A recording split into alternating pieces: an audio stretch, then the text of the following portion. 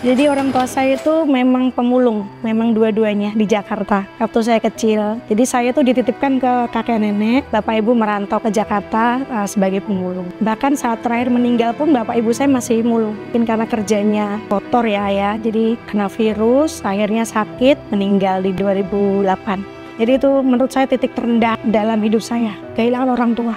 Saya harus kehilangan bapak dan ibu saya di waktu yang bersamaan. Karena saat itu saya masih 18 tahun, saya masih kuliah, dan adik-adik saya masih SD dan masih SMP. Ini hidup saya mau dibawa kemana? Saya berusaha buat bangkit, berusaha untuk jangan sampai adik saya hidupnya menderita. Tapi alhamdulillahnya banyak keluarga, teman-teman kasih support. Kalau saat itu saya menyerah, bagaimana dengan nasib adik-adik saya?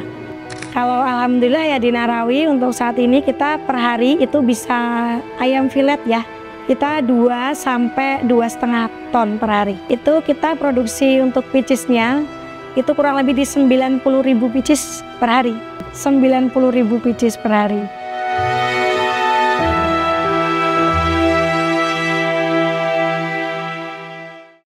Perkenalkan, nama saya Ami Nugraha, kalau nama asli Sumarmi ya. Usia saya saat ini masih 36, nanti Desember 37 tahun. Domisili saya sekarang ada di Tasikmalaya. Dan bisnis yang saya jalankan sekarang Dimsum Narawi. Untuk Dimsum Narawi ini kita berjalan di produksi dimsum, tapi kita punya kemitraan. Jadi memang kita produksi, di Tasik itu produksinya, ada beberapa stand juga.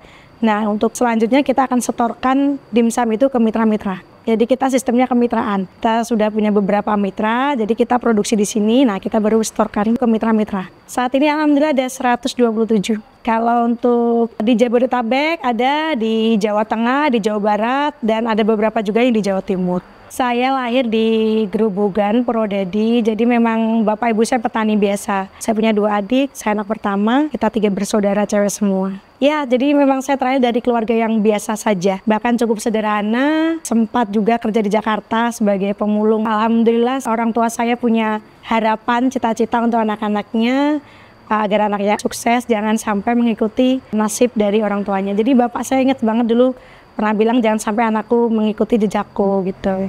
Dan orang tua saya kebetulan juga sudah meninggal semuanya di tahun 2008. Jadi saat itu memang saya harus kehilangan bapak dan ibu saya di waktu yang bersamaan. Karena saat itu saya masih 18 tahun, saya masih kuliah, dan adik-adik saya masih SD dan masih SMP. Jadi itu menurut saya titik terendah dalam hidup saya, kehilangan orang tua. Saya berusaha buat bangkit, saya berusaha untuk jangan sampai adik saya hidupnya menderita. Mereka sudah kehilangan orang tua, jangan sampai mereka kehilangan masa depan. Mungkin saya ada di titik ini pun juga karena support dan doa dari mereka juga. Mungkin kalau bapak ibu masih ada, pasti bapak ibu bangga dengan adik-adik saya, dengan saya juga. Karena alhamdulillah adik-adik saya lulus kuliah semua. Saya ajarkan mereka, kamu kuliah harus biayamu sendiri. Jadi mereka emang udah kerja sambil kuliah, sama seperti saya dulu. Iya, jadi waktu orang tua saya meninggal, saya kan kuliah di reguler ya. Mau nggak mau saya pindah ke weekend, agar Senin sampai Jumat saya bisa kerja. Pernah kerja di SPG permen, kerja di rumah makan juga pernah, cuci piring, ngepel gitu, saya pernah. Jadi memang semua sudah pernah saya lakukan. Itu buat pengalaman juga. Saya melakukan pekerjaan apapun demi saya bisa kuliah, demi adik-adik saya bisa sekolah. Jadi banyak pekerjaan apapun saya lakukan, yang penting halal. Ya apapun lah saya lakukan dulu. Yang penting adik-adik saya bisa tetap sekolah, bisa tetap punya cita-cita. Jangan sampai adik-adik saya tuh ngerasa menyerah. Saya kasih supportnya, saya kasih semangat mereka juga. Tinggal bapak di bulan April, September ibu saya meninggal. Saya sedang kuliah semester 3. Saya sempat down itu, ini hidup saya mau dibawa kemana. Tapi alhamdulillahnya banyak keluarga, teman-teman kasih support. Kalau saat itu saya menyerah, bagaimana dengan nasib adik-adik saya? Jadi dari situ saya bertekad untuk hidup saya lebih baik lagi, agar adik-adik saya juga hidupnya lebih baik lagi. Jadi orang tua saya itu memang pemulung, memang dua-duanya di Jakarta waktu saya kecil. Jadi saya tuh dititipkan ke kakek nenek, bapak ibu merantau ke Jakarta sebagai pemulung. Bahkan saat terakhir meninggal pun bapak ibu saya masih mulung. Jadi sakit itu dari Jakarta, mungkin karena kerjanya kotor ya, jadi kena virus, akhirnya sakit, meninggal di 2008.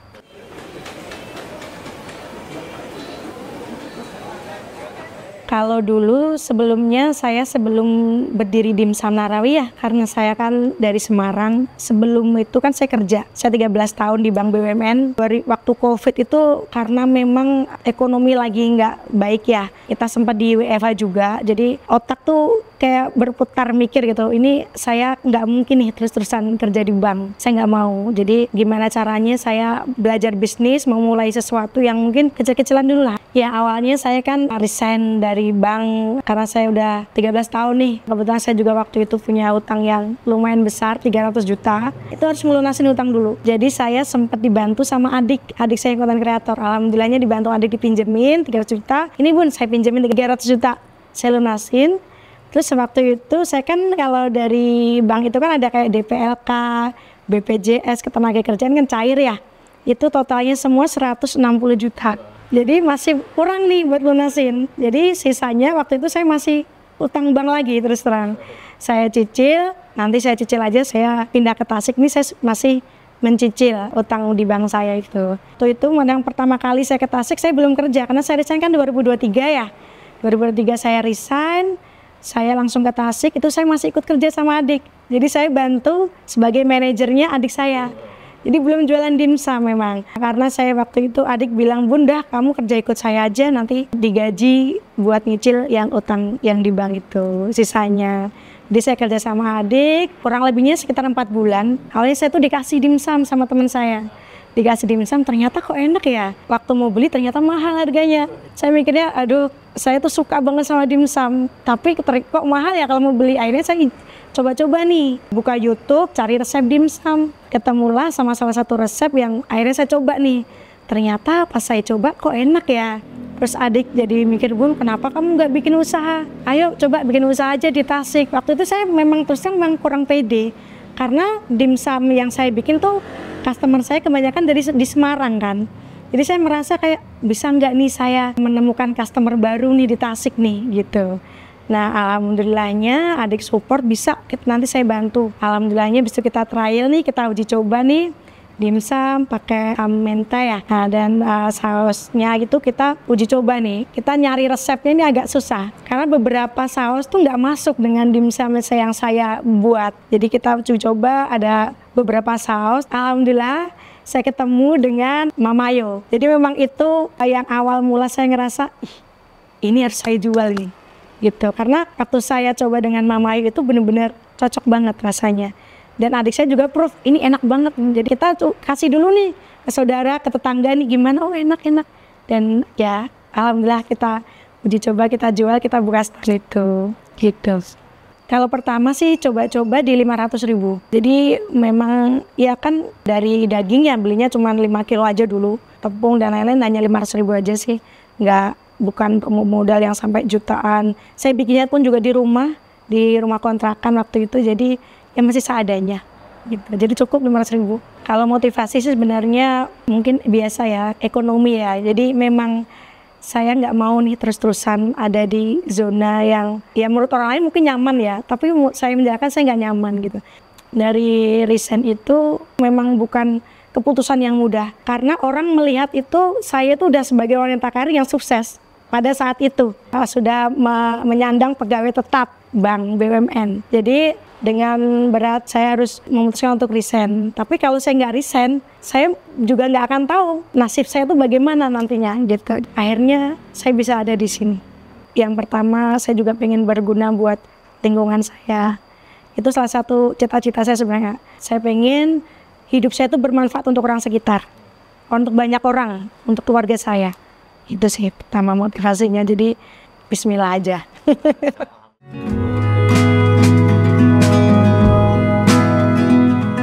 Oke, kalau untuk rahasia, yang pertama itu kita pakai dagingnya 90% daging ayam. Karena banyak banget dimsum yang memang rasanya tuh masih tepung gitu. Kita mengupayakan dimsum kita itu biar orang tuh pada ketagihan yang pertama kualitasnya. Kualitas ayam dan kita isinya 90% daging. Itu yang pertama. Dan yang kedua tentu di saus mentainya. Kita sebutnya spicy mayo. Nah saya itu nyari mayones yang bisa dinikmati semua orang, semua kalangan gitu. Akhirnya ketemu sama mayonesnya Mama Yo. Saya rasa udah yang paling pas banget sama dimsum kita yang kualitasnya juga udah bagus, rasanya juga bisa diterima oleh masyarakat.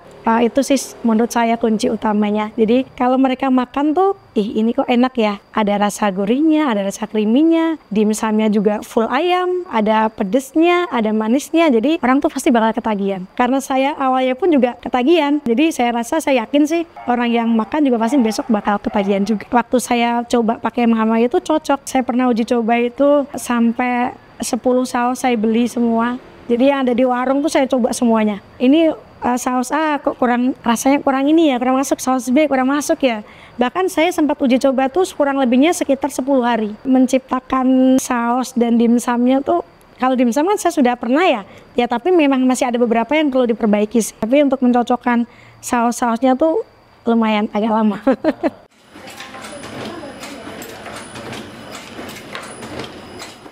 Kalau yang tantangan yang paling saya rasakan sekarang ini ya, selama saya di Narawi ini, yang pertama tuh mungkin di SDM, karyawan. Karena saya dulu kan karyawan ya, tiba-tiba saya punya karyawan juga. Tantangan yang cukup berat buat saya, karena saya harus memanage yang punya sifat yang berbeda. Gimana caranya saya menyatukan mereka. Apalagi ini saya bukan lagi 10-20 orang, tapi 140 orang. Itu yang mungkin tantangan saya juga ya. Alhamdulillahnya 140 orang ini semuanya warga Tasik semua. Jadi seperti cita-cita saya dulu, saya ingin berguna untuk masyarakat sekitar. Jadi kebetulan karyawan saya ini semuanya warga sini semua.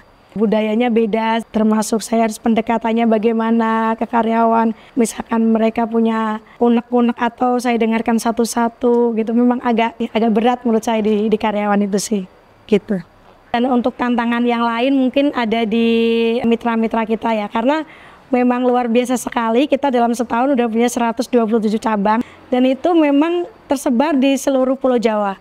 Ada di Jawa Tengah, di Jawa Barat, di Jabodetabek yang tentunya mereka dari budayanya berbeda, dari bahasanya juga berbeda. Nah, bagaimana kita itu berusaha untuk tetap bisa menyatu nih dengan mitra-mitra kita yang lain. Jadi sebelum bergabung mitra itu saya akan Google Meet dulu gitu. Jadi kita memang kayak wawancara sesinya. Iya. Jadi misalkan ada mitra nih, misalkan kemarin ada mitra yang dari Tangerang mau gabung, saya akan Zoom Meet dulu, kita wawancara dulu. Saya mau mencari partner mitra yang punya visi misinya sama dengan Narawi, termasuk dalam konten. Karena Narawi itu besar dari sosmed, sosial media. Viralnya di sosial media. Jadi saya butuh mitra juga yang visi misinya sama dengan Narawi. Jangan sampai saya bekerja sama dengan mitra yang tidak punya visi misi yang sama dengan saya. Karena itu akan lebih berat lagi nanti. Niat saya itu kita cari partner, lebih ke partner. Saya nggak mau mencari untung sendiri. Saya mau Narawi berkembang, saya punya untung, saya dapat laba, mitra saya juga dapat laba. Lebih baik saya mencari mitra atau partner yang satu visi, satu kota satu itu, lebih mudah dikontrolnya.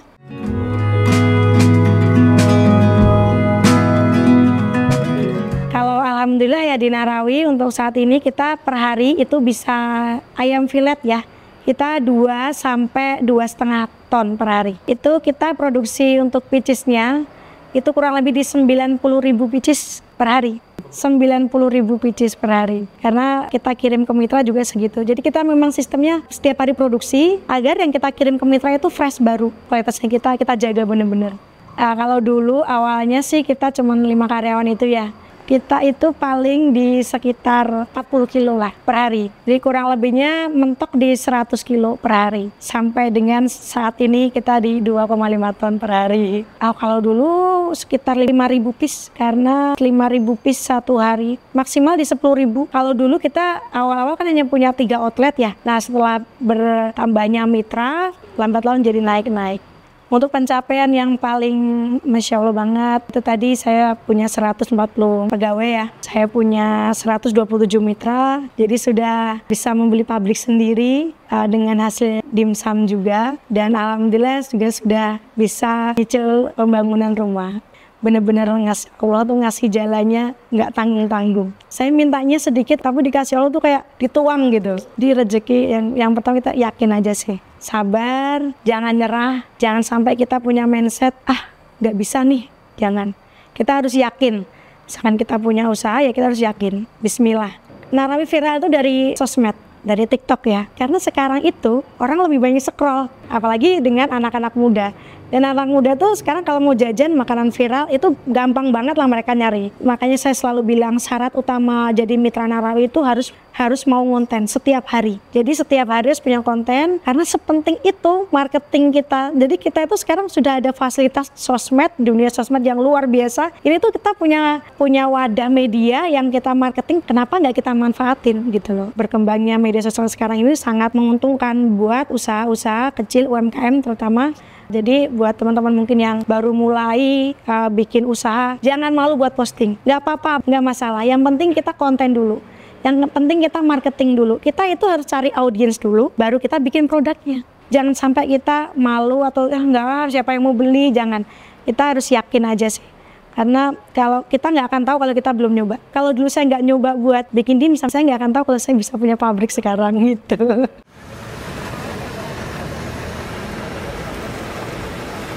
Harapan untuk dimsum Narawi, semoga kedepannya Narawi akan semakin terus jaya, seperti slogan kita, jaya, jaya, jaya.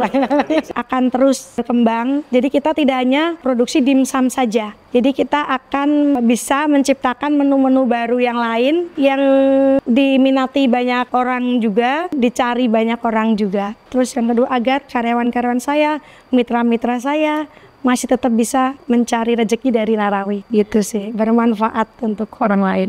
Nah, buat teman-teman semuanya, salah satu tips dari aku, kalau mau memulai usaha, yang pertama nggak usah ragu, kalian harus yakin, mulai aja dulu. Sekali lagi, kalau kalian mau sukses nggak harus butuh modal yang besar, kalian bisa mulai dari rumah, kalian bisa mulai dari manapun dan kapanpun. Jadi kuncinya yakin, jangan menyerah, dan bismillah aja. Dan buat teman-teman, ayo mulai sekarang kita belajar ngonten. Gak ada istilah, aku nggak bisa, nggak ada istilah, aku udah terlambat nih, nggak ada.